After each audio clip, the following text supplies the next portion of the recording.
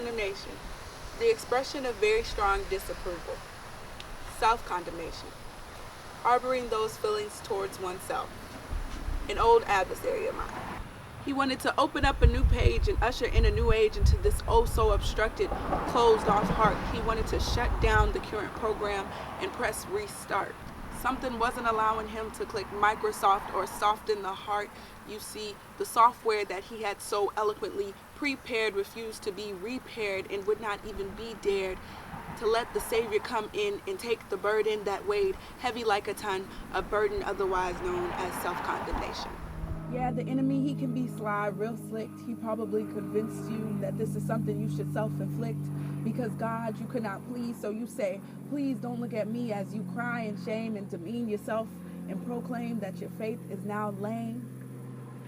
Stumbling with your heart handicapped, experimenting with sin because you were already under attack. The devil allowed you to wage a war against yourself. A war so realistic it sought to diminish your health. Oh, I know the selfish heart would convey to the soul, be better in life, make that your goal. Do good deeds, never lie, stay true. Maybe then you'll be good enough for God to take a look at you.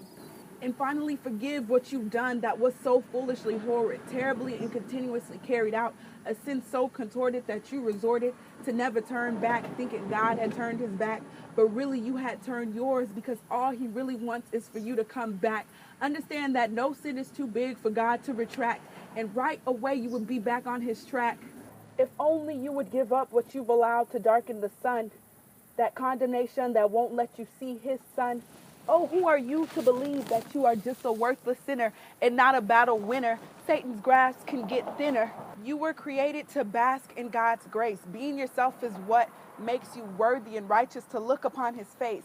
No sin can stunt his love, no matter if you stumble or trip. You thought your addictions in Satan were strong, but God has a stronger grip. But you've beaten yourself beyond what Satan could possibly do. He stands back and laughs as you condemn you. Oh, what a victory Satan thought he acquired, but God's love sought to inhabit our heart and hadn't retired. Tired you may be, but you need to see that you can't fight a battle God has already won.